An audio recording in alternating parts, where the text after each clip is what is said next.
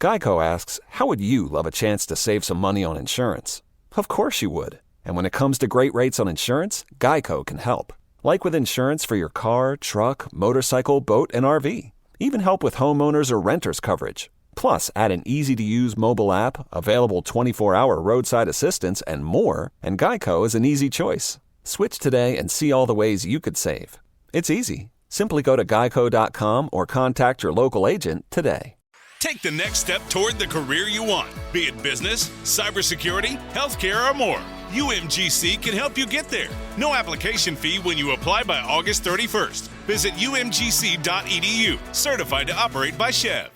Hey, Ola, it's Miles. Thank you guys for listening to the Men's Room Daily Podcast. Have you heard our newest podcast? It's called The Greatest Story Never Told. Download it today on radio.com. Be sure to subscribe. New episodes are uploaded every Tuesday at noon. Unfortunately, what you're about to hear is real. The members of this radio program are simply not that bright, or what some people would call educated. They are merely stupid. They're not trying to offend anyone on purpose. And all have played doctors on TV. You have been warned and are cordially invited to join the party. This is the Men's Room. Forget it, man, and get with the countdown. Get with the countdown. Shake this square world and blast off for Kicksville. The trippers, the grasshoppers, the hip ones, all gathered in secrecy and flying high as a kite. This is the Men's Room with Miles and Thrill. You know what they say, shake your radio more than 3 times, and you're playing with it. You're listening to the Men's Room. And away we go. Welcome to Season 16, Episode number 3,497. Along with Steve the Thrill Hill, the Ted Smith, and Mike Hawk. Montgomery. And you are the Men's Room. On tap today, the return of Who Sucks Less.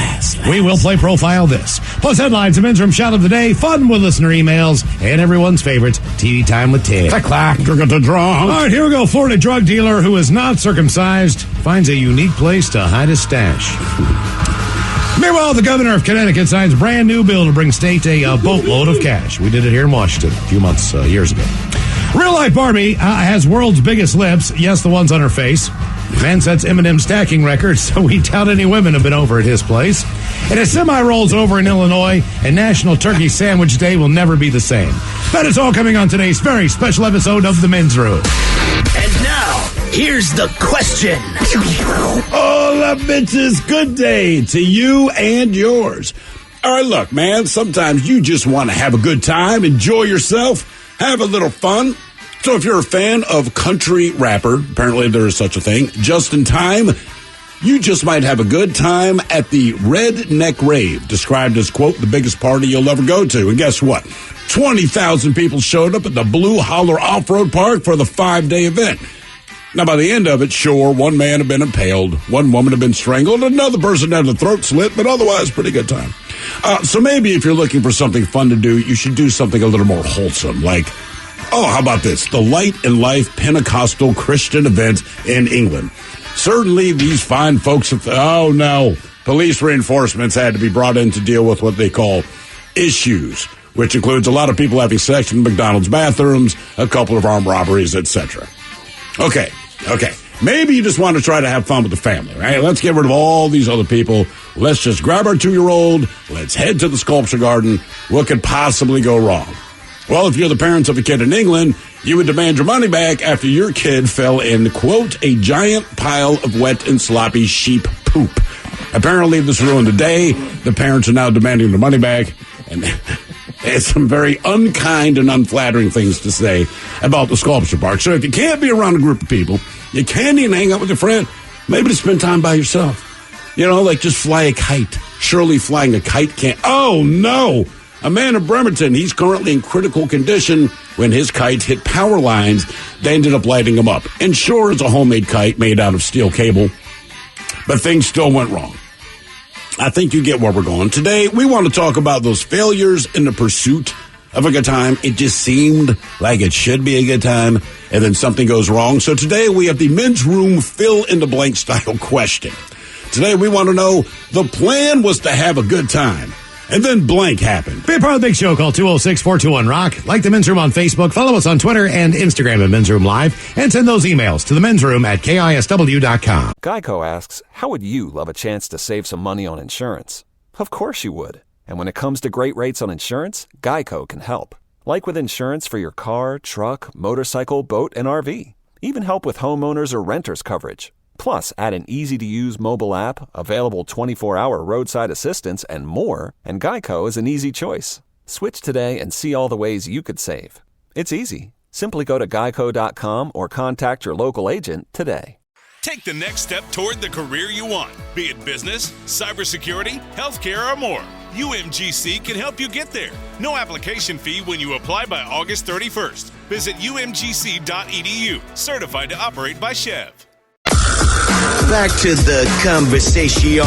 This is the Men's Room with Miles and Thrill. 99.9 KISW. All the shows and away we go. Welcome to season 16, episode number 3,497.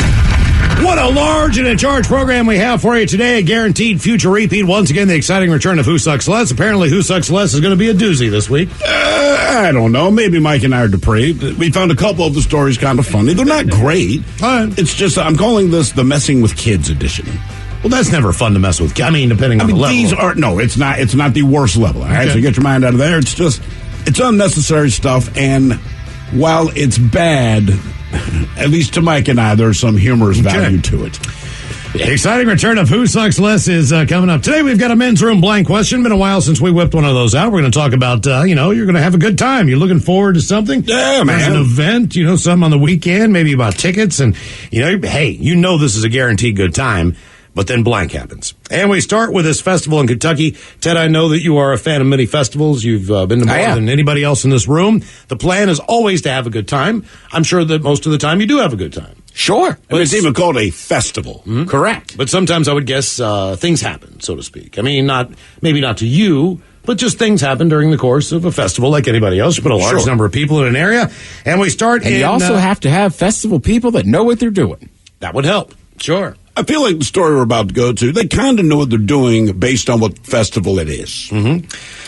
The Redneck Rave. They try to combine stuff. Yes. Right. This one is known as the Redneck Rave, a massive country music festival in Kentucky. Happened this past weekend. Started off on rocky footing. Police found meth, marijuana, and an open bottle of alcohol in the first vehicle they stopped at a traffic checkpoint. The first one.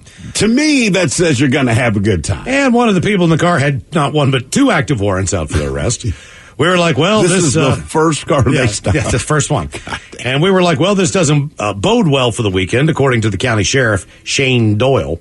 By the end of the 5-day bash, dubbed the Redneck Rave, one man had been impaled, one woman had been strangled to the point of unconsciousness, one throat had been slit. In all, Edmonton authorities arrested 14 people and charged 4 people from 5 different states.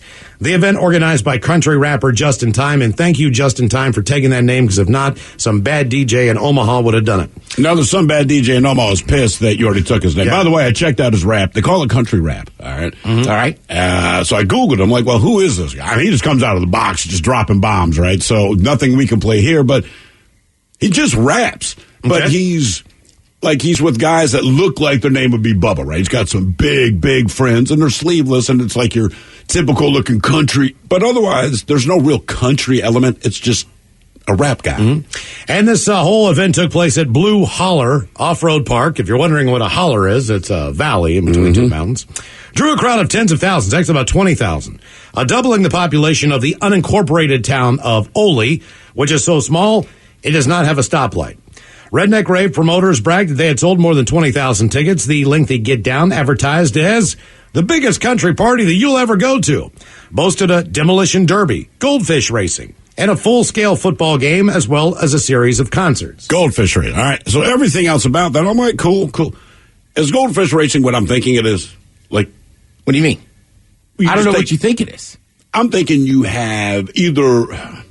Okay, so in my mind, maybe I'm overthinking this. I'm sure I am. It's goldfish racing. But you bring in your goldfish. Mm-hmm. Correct. And are they in separate, longer tanks? So they're in one tank with a small amount of water, and there's lanes. So you put your goldfish in there, and then you use a straw to help them. For real? Oh, yeah. Yeah. Okay. It's awesome. Yeah. Okay.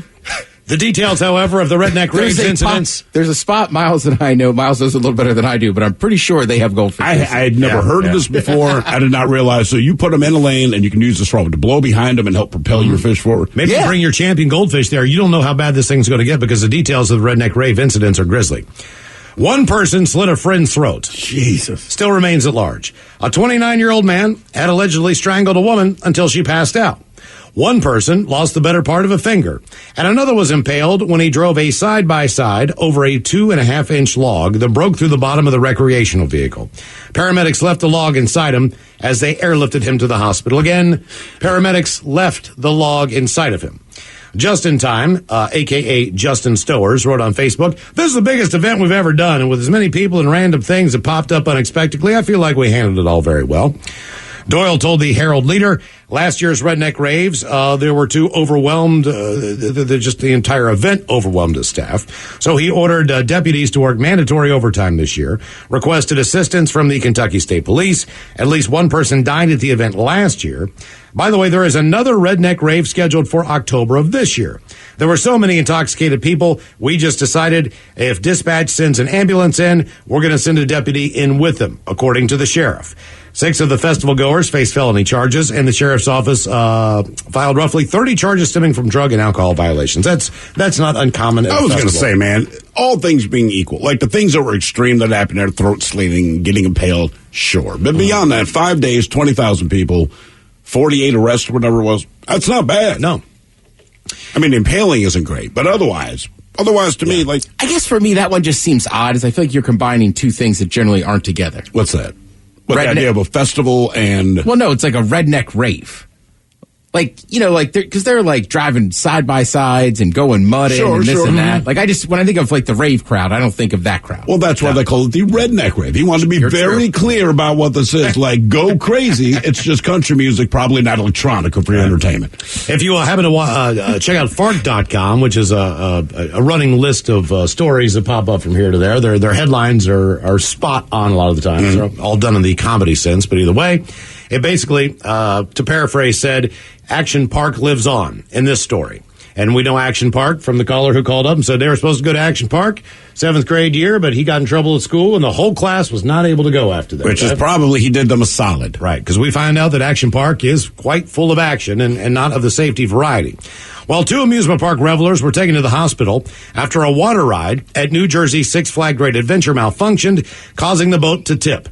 First aid staffers in the park rushed to help several guests at about 6:30 in the evening when a boat on the Sawmill log flume tipped on an angle. 2 visitors were taken to a nearby hospital for evaluation, one with leg pain, another with a pretty severe arm injury. Both guests were adults. The spokeswoman insisted that the boat did not overturn, but said the attraction would need to be temporarily closed. The safety of our guests and employees is at our highest priority, and the ride will remain closed for a full inspection. Visitors on that ride, they need to be 42 inches tall. On the park's website, it says it's the world's first ever log flume ride. Really? Yeah. It also rates the ride at the moderate thrill level.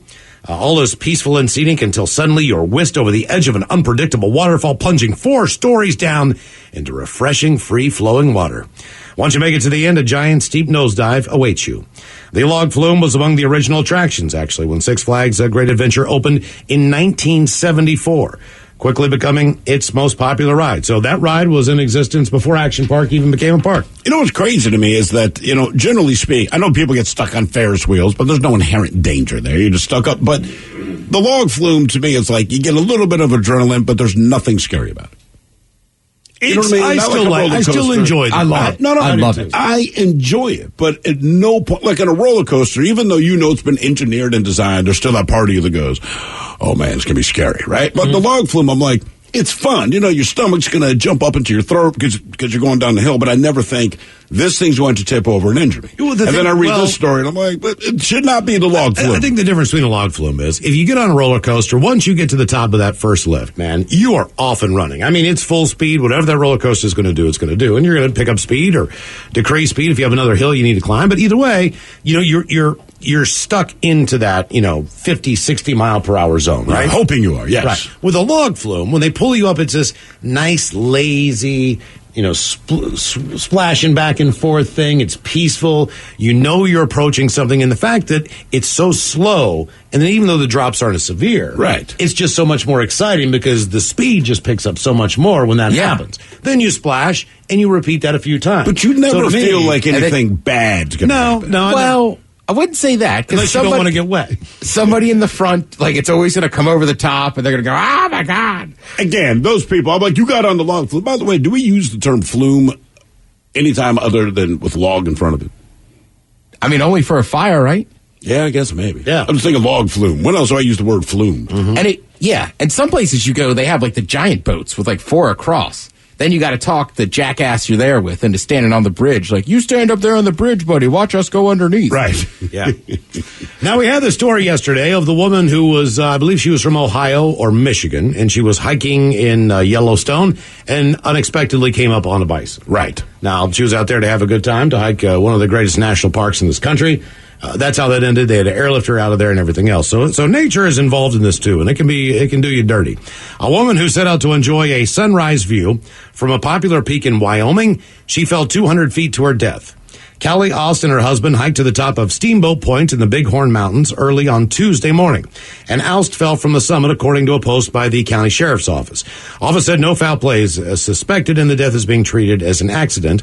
Ost's husband, he did not see his wife fall. He turned around and she was gone. So he did not really know what happened to her. He first called for help to report her missing, and a search team found her at the base of the summit after 7 a.m. Steamboat Point is an abandoned fire lookout and is located in the Bighorn National Forest. It doesn't have a dedicated safety barrier in that area, only what is described as an old pipe that remained from the building's footers. It is not a safe barrier, but merely a remnant of the lookout tower. They noted it's an easy climb that yields spectacular views over the whole Sheridan County and Cloud Peak Wilderness. The site says it is likely the most photographed natural attraction in the region, but unfortunately it did not end in a good way. So our question, the plan was to have a good time, and then blank happened. 206-421-ROCK. Hello, Ben. Welcome to the men's room. Hola. Hola. So, back in college, we were supposed to be doing a choir trip to Chicago. And so we thought that it was a good idea. Me and a few buddies thought it was a good idea to, eat some edibles on the way to the airport so that we could just kind of chill on the flight to Chicago. I've done that myself. So, yeah, right? It's a solid plan. And so my buddy Andrew, he ended up paying $100 for this pan of 4 brownies, and we thought he overpaid. And so we were like, okay, whatever, we're just going to have a good time and not say anything. We'll pay our share and just, go. Well, on the light rail, we ate the whole brownie. Andrew sees this, and he, has an attack. He's like, oh, no, you guys made a mistake. There's a reason that was $100. They were extra strong. That was supposed to be for the whole trip. But I wasn't about to take weed brownies on the plane, so we all just ate the rest of the brownie. Worst idea. I was walking around SeaTac Airport like Sasquatch. I felt like gravity was heavier. It was horrible. I lost the entire group. I was pretending that my panic was because of a screw in my foot that I had just gotten, but it wasn't. I was just really too high, but I had that to hide behind. But by the time we got to the gate, we were all so high that we were freaking out. And so we got on the plane, and this one girl who had barely even had a corner, the second she set foot on the plane, projectile vomited. Oh, she just no. puked. Oh. All over the flight attendant. And she tried to play it off like it was just her anxiety because she had anxiety disorder, but they were like, no, you cannot go. You're gone. And so she just wasn't allowed to go on the trip to Chicago. And that flight attendant, that poor woman, and she called our choir director up to the front, and we didn't know what had happened. And our choir director, Teresa, just walked by us and just gave us the glare, like she knew that we had something to do with whatever happened, and we didn't even know what was going on. And so, yeah, sure enough, it was just her, and she didn't rat us out. It was real cool. She just didn't go on the trip, and I ended up puking promptly about 30 minutes later, I was pale, I was having cold sweats, the whole thing. Did you puke in the bathroom at least? What was that? Did you puke in the bathroom, or was it in your lap? Oh, yeah, no, I'm an adult. Okay. I'm an adult. Were you right? But you guys weren't adults at the time. Oh, it's at college. Okay. Yeah, I was about 22, 21. All right. Sorry, I lost you on the choir part. I was like, oh man, are they like? Hey, look, I get over when we were doing Weed Week a couple of years ago, and someone had brought in some kind of edible. I think it was a brownie, whatever. And Robin was with us, and she cut it into 4 pieces. But my name got pulled out of the hat. And I didn't realize she cut it into 4 pieces because, again, I think it was 100, whatever it was. It's 100. But I ate the whole thing. So Robin turns the corner anyway, and she goes, well, where's the rest of the brownie? I was like, what are you talking? I ate it, man. I don't think my name got pulled. And she's like, dude, it's 100 milligrams. I'm like, uh-oh. So she goes, are you okay? I said, well, we'll find out. So we do the show, and I am high out of my mind. This is no joke. I was high for 2.5 days. But, I mean, high like high. So I went to bed that night still giggling. When I woke up the next morning, I looked at my wife, and I was like, I am still like high, as though I just smoked 3 bong hits. And it gets to the point where being high starts getting old. Yes. Mm-hmm. Right? You know what I mean? 'Cause it was with everything I did. Did not matter what I looked at. Did not matter what I tried to read. Everything was funny. And like he said, just that weird gravity you feel. Mm-hmm. But yeah, so anyway, but you live and learn. So when you eat an edible, just make sure you have a general idea of how many milligrams. One of the few times I got cut off on a plane, we got in the back of a cab right after work. And this was the time where we had those 100 milligram edibles that we took when we went to Spokane. You know, the different multi-flavors. Oh, like the taffy ones. Yeah, so we pop those, and we're in the cab. And I mean, these reek of weed. Like, they don't even remotely taste like any type of food product. They don't even taste like, it just tastes like straight weed. And we get on the plane, man, and I just can't stop smiling. So the woman comes up, and she's like, you want anything? I'm like, Jack and cock, smiling. And after 2, she cut me off. She's like, I think you're good. And I'm like, I'm good. I don't need more. He's not drunk. I know, I wasn't.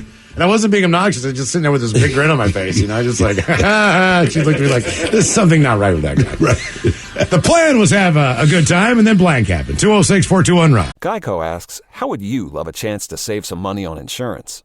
Of course you would. And when it comes to great rates on insurance, Geico can help. Like with insurance for your car, truck, motorcycle, boat, and RV. Even help with homeowners or renters coverage. Plus, add an easy-to-use mobile app, available 24-hour roadside assistance, and more, and Geico is an easy choice. Switch today and see all the ways you could save. It's easy. Simply go to geico.com or contact your local agent today. Take the next step toward the career you want, be it business, cybersecurity, healthcare, or more. UMGC can help you get there. No application fee when you apply by August 31st. Visit umgc.edu. Certified to operate by Chev. 99.9 KISW. Yeah! You're in the men's room. Our men's room blank question. The plan was to have a good time, then blank happened. 206-421-ROCK. Hello, Dominic. Welcome to the men's room. Hola. Hola. Howdy, y'all. So I was in San Diego. I had just gotten off of, I was in the Navy. It was our first time back on land. So we go to this bar, and right when I get in, there's this guy. I see him bump this girl and spills her drink all over herself. So I was like, that's not nice. As he walks by me, I go to do that little schoolyard trick where you kick someone's leg and they trip over themselves. Yeah. He didn't know it was me, so he blamed somebody else and started getting a fight with that guy. And then they got kicked out of the bar, so I was like, all right, that's pretty cool. So did you... Oh, okay, yeah. Well, I ended up getting kicked out of the bar later that night, too, but, yeah. Why did you get kicked out? For tripping people? I think I was just too belligerent. They, brought me to the back where, they were like, follow me, and I was like, oh, okay. And I was like, where are we going? And then they just pushed me outside and locked the door. And I was like, oh, okay. You gotta learn, you gotta pace yourself. Wait. You gotta pace yourself. Come with us. Yeah. Push you out loud. That's a smooth move. I like that. We were in a bar one time in San Diego down the Gaslamp District, and Steve and I probably got there at 10 a.m. because we just woke up, sun shining. That's what we do. Let's go to the bar. So we find this bar on the corner, and bartender's really cool. And he serves us till, 3 o'clock. Till his shift ended. Right. All right. Yeah. And he has dude, guys, sorry, man. You guys have been great. You're still here. It's amazing. I'm going to cash out. And then the next bartender comes in, and we started up a tab with her, and it was about 7 o'clock, we rolled out of that place. Mm-hmm. And I mean, they couldn't believe it. I mean, they were. Because we never got belligerent. No, we were just sipping on beer, doing an occasional shot. The sun was shining. We were doing a lot of people watching. Definitely. Very busy corner, very good looking people. Then we went out after that and we seemed to keep it together, strangely enough. Somehow. I really don't know. Typically, we fall apart, or one of us does at some point in time. But you know what I mean? It's like for whatever reason, San Diego is just like, oh, let's go here now. Well, and you're on vacation, right? I took a red eye, then met up with my buddies, and then we went to a beach bar during the day. Mm-hmm. The same thing. We sat there for 4 or 5 hours, ordering appetizers, drinking beers, playing card games you haven't played since high school. Right. A-hole. Yeah. Same thing. Then we went home, ate dinner. We went back to the bar. The wheels only fell off when we started ordering trays of shots. Yes. I mean, that's when it's go time. Yes, exactly. Well, it's funny. This guy, tripping someone and making them fall. When I was like 15, because that's the age you do this stuff, there's a place called the Inner Harbor in Baltimore, and you have nothing else to do. Tons of tourists are down there. So my buddy and I, we would just sit on the benches down there, and you put your foot just a little bit out. Just a little bit out, because the mob of people. Inevitably, someone kicks your toe, and they kind of trip. They never, ate it entirely. But the thing was, well, I'll say 99% of the time that it happened, they would trip and they would turn around and look at you and then offer an apology. Because they think that they're responsible. And you're like, hey, no problem, And again, we're 15, so we found this kind of thing funny. We would do it weekend to weekend. Again, there's not a whole lot else to do. So we're back down there this one Saturday. It was a gorgeous, like today, right? Just a gorgeous day outside. There's a mob of people. We probably tripped a good 7 or 8 people, got the apologies. And then there's this dude, this big brother that's walking with his wife and his kid. And he trips over my foot. And when he turned around and looked at me, he made it clear. He didn't say a word. He made it clear that he knew I had done this intentionally. And it was the first time I apologized. Oh, my bad. I was like, I'm so sorry. I mean, he looked like he was about to beat my ass and being to get an apology. But the point of that is, I have never done that again. Well, those games are always fun until, somebody who's not playing along. But everyone else really thought it was their own fault. That's what we thought the genius of tripping people was. They thought they tripped over our foot. Now that we put it out there, I guess brother saw me move my leg or whatever the case. But the look he gave, and he stopped, was the thing. He stopped in his tracks, turned around, looked straight down. I'm just sitting on the bench. I'm like, I'm so sorry. And we agreed. I told you we're done with this game. I'm a short, fat kid hiding in a crepe myrtle. Which in the summertime, if you know what a crepe myrtle is, it kind of goes up and then blooms over. Yeah, umbrellas. Right, and this is late August. That thing's kind of dying by now. So you could see me in the crepe myrtle in our front yard. And I'm spraying people with their windows down with a water gun. But some dude comes by in a Jeep. Again, I think, no, he can't see me. I light him up. He stops. I sprint into the house, and then he's banging on the door. Oh, no. Oh, yeah. I remember my dad be like, what were you doing out there? He's like, this guy says you were spraying him. And I'm like, I'm holding the water gun. No. I didn't do that. Plan was to have a good time, then blank happened. 206-421-ROCK. Right, it just sticks. You can see me in there. Hello, Cameron. Welcome to the men's room. Hola, boys. Hola. So,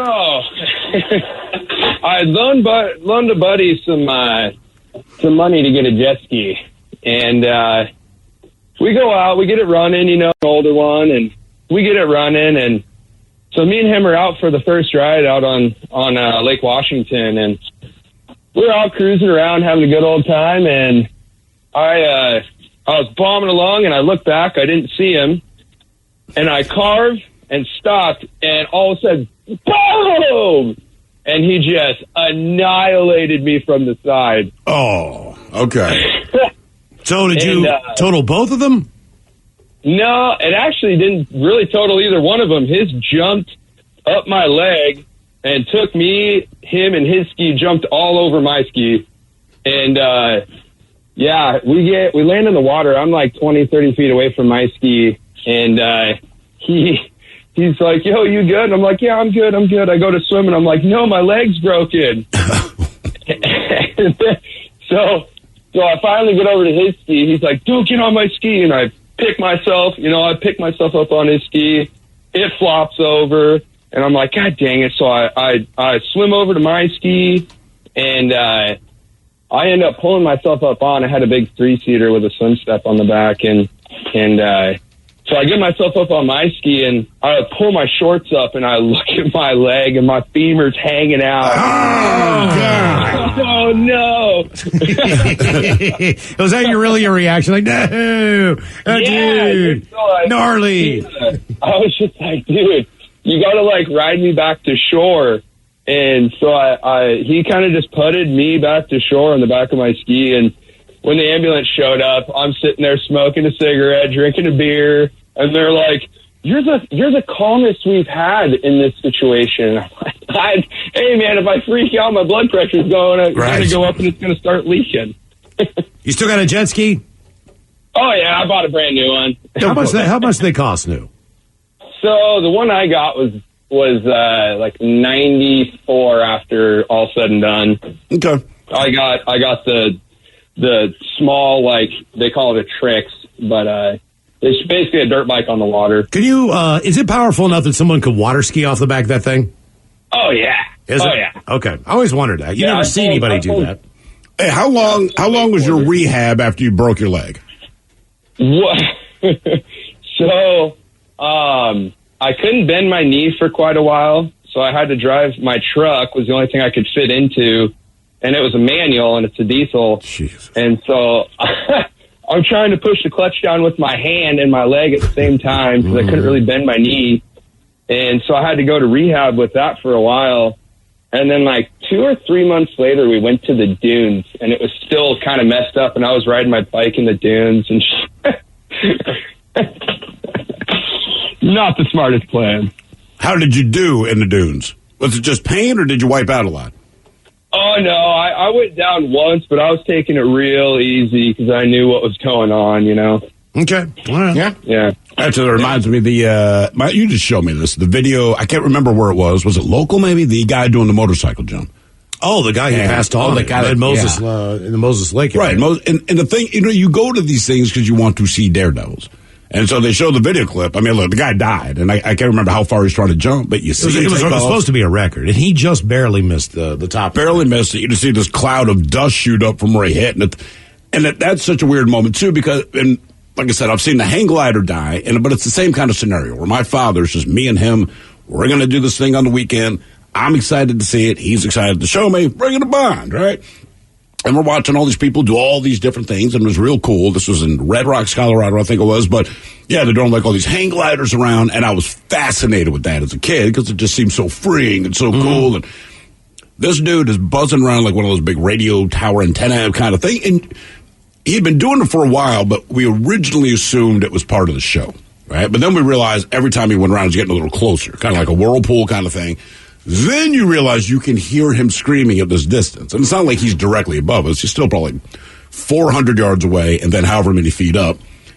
And then his hang glider hits this thing, and it's just the change in velocity. Because a hang glider just looks like you're just floating on there. And when he hit this thing, I mean, the gravity kicked in. This thing just drops.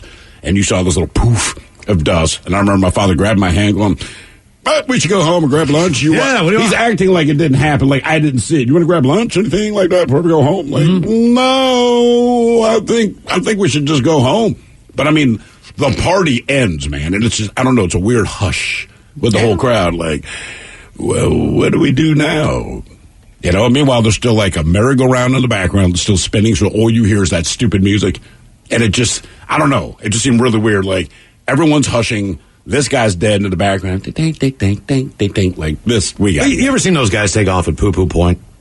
And those they're what are they, paragliders? Yeah. I'm not sure what the right. Where's Poo Poo Point? Poo Poo Point's over in Mike's stomping grounds, over close to Issaquah. So if you keep going past the giant milk thing that I want to drink milk out of from the tap, Carnation little stop there. It's on the whole Issaquah Road there. Okay, all right. Yeah, it's down that way. But they have hand gliders. It's not hang gliders. It's are they base jumpers? Parasails? What are those? It's parasailing. So they'll I don't know if they drive them up there or if they hike up there themselves, but they hike them up. They hike them up, but they're in a seated position with a parachute up above them. So it's not like just your standard base jumping or jumping out of a plane. You parachute. run down this. They have an AstroTurf mat up there. Right. You get the running start. Okay. Because you do this long hike, right? You're in the middle of nature. Exactly. I mean, it's beautiful. And then you open up to the top, and it looks like you're playing on a football field. There's like this huge AstroTurf pad, and people take off and they run. But I just saw a couple people launch. It's amazing just how the air takes them up real quick, and it's jerky, and you know what I mean, until they get everything stabilized and figure out what they could do. And I mean, they get shot up quick. You know, would you do it? No. I drive home that way every day, and especially this time of year, there is just an entire sky full of a murder of these paragliders just all kind of floating around the sky. Is that what we call a group of paragliders? That's what I'm doing, man. They're like crows up there. When you walk to get on the trail, you basically are walking through the entrance of what is the runway. So all these signs say, look up, because you know there's paragliders coming down, like in a landing strip. You know what I mean? Like, so you need to walk through that. All right, paraglide or bungee jump? Bungee jump. Really? Yes. Oh, no way. Man, I'm paragliding. I need to know that in theory, I'm also moving somewhat forward. Like the bungee jump, like I'm just going down. That's it. Yeah, but I don't know that. I mean, you just don't want to fall from that height. You don't want to get stuck in a tree. But the bungee jump, I'm volunteering to jump from the height. But there's no, the thing about these paragliders are, if you were to start out, and it's not a two-man or whatever, to learn how to actually drive this thing, it's right then when you take off. There's no way to test this. You can't get in a simulator and figure out how you pull the strings. What are you doing with the bungee cord? Because at least I'm going forward. And it's attached to you, and then you bounce up and go, I'll never do that again. I don't know. You both have decent points. I get Miles' is like, you strap me in my legs. I don't have to do anything else but fall and not die. Whereas with yours, I still got to learn to drive it. You got to learn the first time you ever get in it. And you're a couple hundred feet above the ground. This is not how I want to learn to do anything. But I feel like my survival instinct, right, just your will to live, helps you round that curve real quick. Okay, right? Would you jump out of a plane by yourself then? I would now that I've just had things. And look, I mean, just tell me what I got to pull. But having gone out of, let me rephrase that. I would do it solo, but I can guarantee you I'd still need someone to push me out.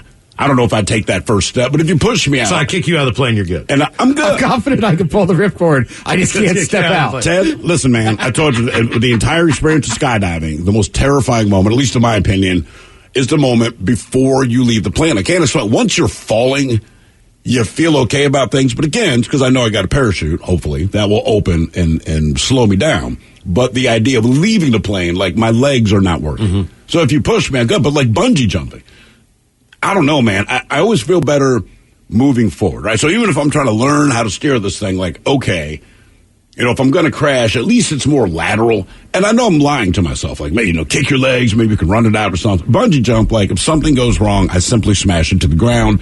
There's nothing else. Yeah. Well, and that's a valid point, too, with your side, right? Because paragliding, you know, I have the parachute already open. So in theory, that should keep me safer. Should. But am I going to crash into a telephone pole? Or a tree? Or are you going to get sucked up into the air so high where you can't figure out how to get down? So basically what we're arguing is the preference of knowing specifically what it is I'm going to crash into that will kill me. How far am I going to fall? So you know, like, okay, when I smash into these rocks in the river below, I know factually that will kill me. Well, but you don't like the mystery of, will it be a telephone pole, a pine tree? Think about this. I think I'd rather do bungee jumping just because it's like, it either happens or it doesn't. Okay. Does it pull me back up? Where's the paraglide and I'm up there? Worried. Right. Here's another thought. True.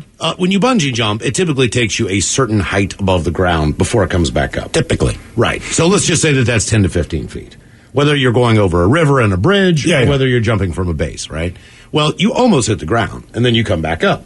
Well, typically those ropes, when they snap at the bottom point of the jump. Mm-hmm. So even if it snaps, you're only 10 to 15 feet at the bottom before you fall to the ground. So in theory, it has better chance of you falling 10 to 15 feet. You're the dude that says if the elevator plummets, I'm going to jump. I'm going to jump up in the air, and that way when it hits, I'm in the air. It's just a weird theory. I don't know what else I'm going to do. I haven't thought about plan B yet. The plan was to have a good time, then blank happened. 206-421-RON. Hello, Bronson. Welcome to the men's room. Hey, what up, guys? Hola.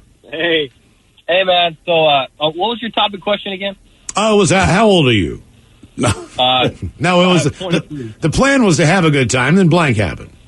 Okay, so we were having a good time until this happened. So this is probably 2 or 3 years ago. We're down in Long Beach, California. My buddy and I, it was our last night, so we're flying back home. So we're like, you know what? Let's go find some tacos and some drinks and maybe some honeys.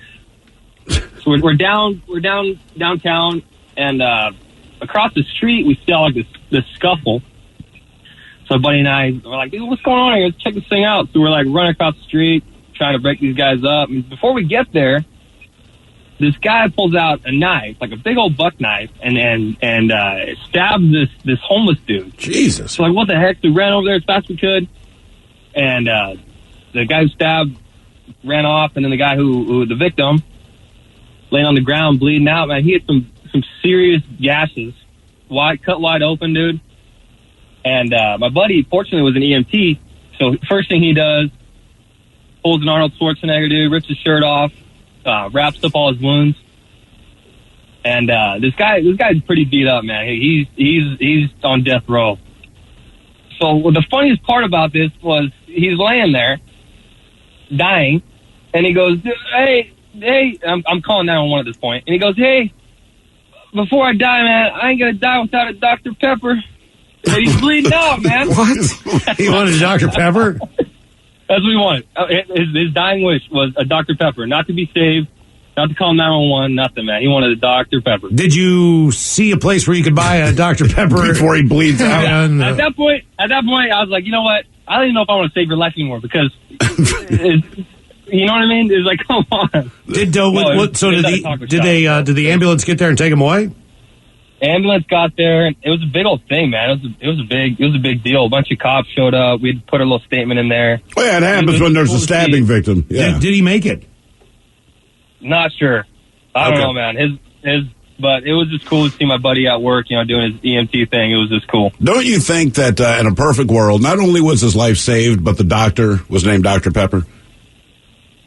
That would be ironic, wouldn't it? Mm-hmm. How were the tacos and the honeys? Dude, we didn't get any of that. See, that's what you're playing with. There you go.